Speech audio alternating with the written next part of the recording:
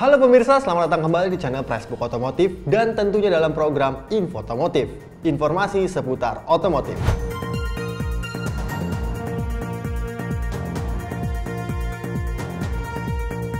Berita pertama, kita langsung terbang ke negeri Taiwan, di mana Kymco pada tanggal 27 November kemarin baru saja meresmikan 3 skuter terbarunya untuk pasar global.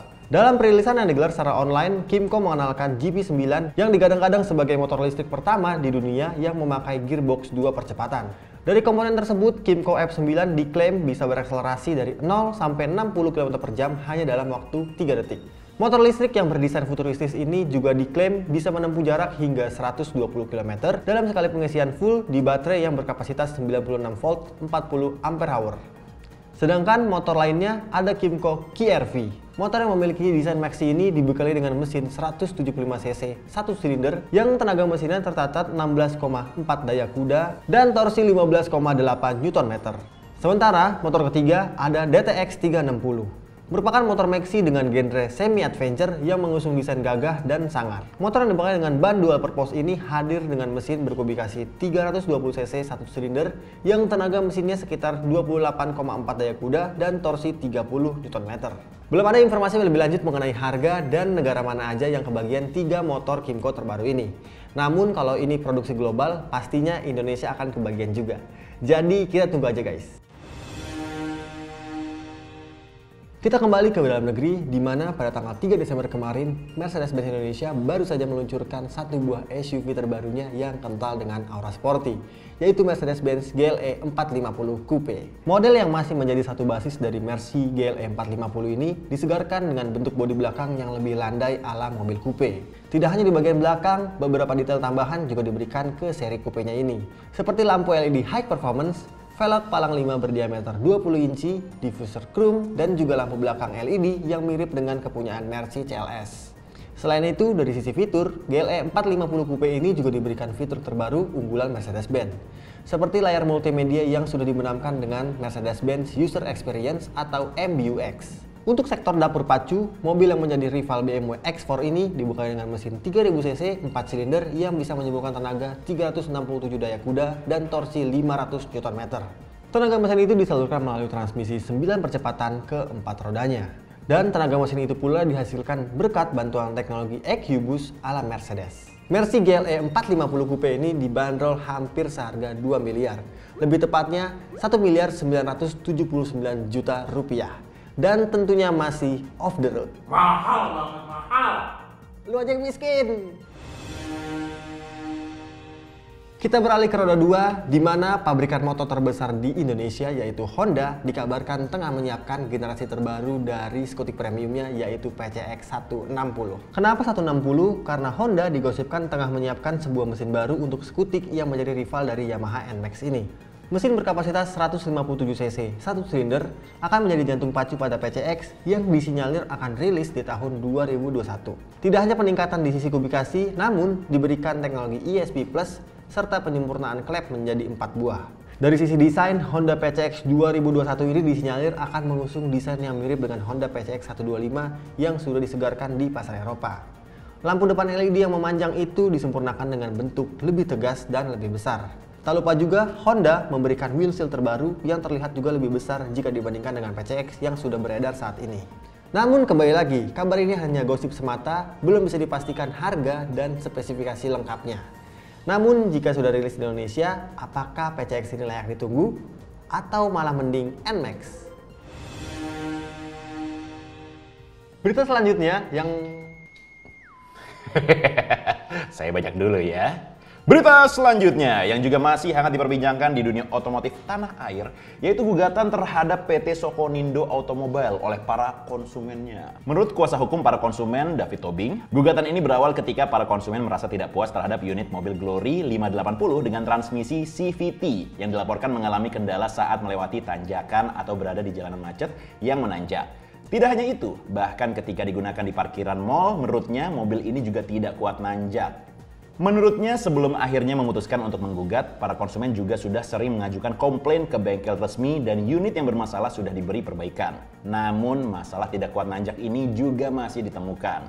Dari gugatan ini, para konsumen melayangkan permintaan ganti rugi material dan imaterial sebanyak 8.959 juta rupiah. Dan gugatan ini sudah terdaftar secara online di Pengadilan Negeri Jakarta Selatan. Sementara menurut Alexander Barus, selaku co-CEO PT Sokonindo, DFSK akan siap menghadapi gugatan ini dan biarkan pengadilan yang menyelesaikan. Ya, semoga masalah ini segera selesai dan ditemukan jalan keluarnya. Dan semoga tidak nanjak juga, ya nih jalan keluarnya. Kalau nanjak terus nggak bisa naik gimana, kan nggak bisa. Ya ampun bang, ampun. Saya pamit dulu ya, makasih ya. Mohon maaf permisah, tadi ada sedikit gangguan. Kita langsung aja ke berita kelima, yaitu ada kabar dari produsen mobil Toyota yang pada tanggal 2 Desember kemarin resmi mengenalkan hot hatchback terbarunya untuk pasar Thailand, yaitu Toyota Yaris versi Gazoo Racing.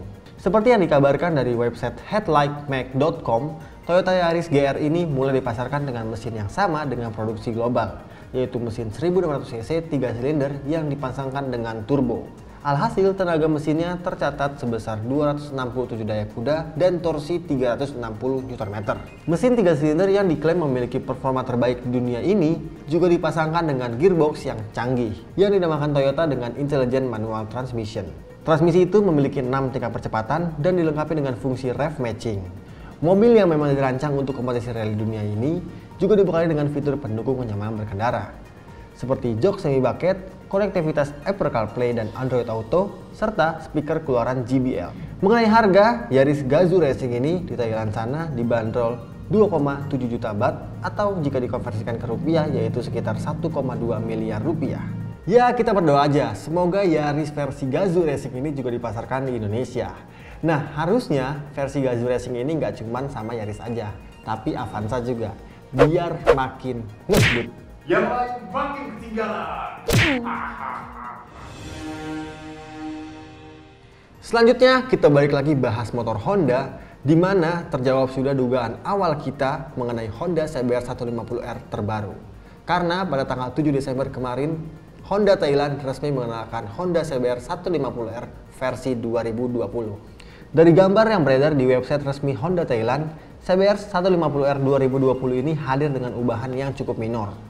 Bentuk dari desain masih sama seperti CBR 150R yang sudah beredar sebelumnya, hanya saja bentuk lampunya dipertegas dengan penggunaan LED alis di atasnya. Tidak hanya itu, ternyata sok depan Honda CBR 150R ini juga baru. Tapi bukan pakai upside down, melainkan masih pakai sok teleskopik biasa. Bedanya, sok depannya ini bisa diatur preload di bagian atasnya. Honda CBR 150R 2020 ini juga disegarkan dengan mesin baru. Walaupun masih berkapasitas 150 cc, namun besaran tenaganya mencapai 17,1 PS atau 15,1 daya kuda dan 14,4 Nm untuk torsinya. Sementara untuk harga di Thailand sana, CBR 150R terbaru ini dihargai 99.700 baht atau sekitar 41 jutaan. Wah, ini namanya ekspektasi tidak sesuai dengan realita. Mana upside down dan quick shifternya? Kabar berikutnya adalah kabar yang sangat menyenangkan untuk kalian para pecinta balap sepeda motor. Pasalnya pada tanggal 1 Desember kemarin, Indonesia resmi masuk kalender balap World Superbike di tahun 2021. Seperti yang dilansir dari situs cnnindonesia.com, sirkuit Mandalika dijadwalkan akan menjadi tuan rumah balapan pada November 2021 mendatang. Namun untuk saat ini, sirkuit yang memiliki panjang lintasan 4,3 km masih berstatus STH alias status homologasi. Walaupun masih berstatus STH, Indonesia dijadwalkan akan menjadi tuan rumah pada seri ke-11 yang berlangsung di tanggal 12 hingga 14 November 2021. Saat ini, pengerjaan sirkuit yang mengusung konsep balap jalanan ini masih dalam proses pengaspalan dan dijadwalkan pengerjaan sirkuit akan selesai di pertengahan tahun 2021. Ya, kita doakan saja semoga pekerjaan sirkuit ini akan berlangsung tepat waktu. Dan saya berpesan jangan lupa untuk menabung untuk merasakan sensasi melihat Jonathan Rea mengeber ZX-10 RR terbarunya. Selanjutnya kita beralih ke segmen Marzum, di mana kemarin Hafiz telah menyambangi salah satu showroom big bike yaitu Harley Davidson. Di video tersebut, Hafiz mendapatkan informasi mengenai beberapa jenis Harley Davidson terbaru. Yang menarik, ternyata Hafiz menemukan stok Harley Davidson Sportster termurah yaitu Iron 883. Berkubikasi 883 cc Dan menggunakan mesin Evolution dengan konfigurasi 45 derajat, Aeron 883 ini hanya dihargai 399 juta rupiah. Selain Aeron 883, ada juga Harley Sportster 48 dan Fatbob yang dijual di dealer Harley Davidson ini. Tidak hanya menjual motor, dealer Nusantara yang terletak di Radio Dalam Raya menjual berbagai parts dan aparel pendukung. Nah, untuk kalian tertarik, silahkan ditonton video marjumnya dan disambangin dealernya. Berita terakhir yang sekaligus menutup perjumpaan kita, saya ingin merekomendasikan 2 dealer moge bekas berkualitas yang menjual beragam jenis motor. Di episode Marzum ke-71 kemarin, kita menemukan beberapa rekomendasi moge yang keren-keren. Yang menarik, Raka menemukan Kawasaki ZX-6R dengan tahun 2011 yang baru mencatatkan odometer 1000-an kilometer. Tidak hanya odometernya rendah, namun ZX-6R ini juga sudah diberikan beberapa modifikasi head-on untuk memperkeren tampilannya. Dan motor ini dijual di angka 335 juta rupiah. Selanjutnya, kami juga menemukan salah satu moge yang baru satu dijual di Indonesia, yaitu MV Agusta Super Veloce 800.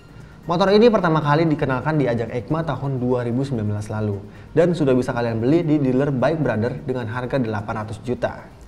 Nah, kalau kalian ingin menjadi pemilik pertama Super Veloce-nya, silahkan sambangin dealernya. Dan untuk lebih lengkapnya, silahkan kalian tonton video marjum moge bekas kita yang kemarin. Dan itu dia tadi beberapa berita otomotif terpopuler dan terhangat dalam edisi Info Otomotif kali ini. Jangan lupa untuk di-like, di-komen, di-share channel Facebook Otomotif. Saya Raka dan beserta kru yang bertugas mengucapkan terima kasih. Sampai jumpa di video kita selanjutnya.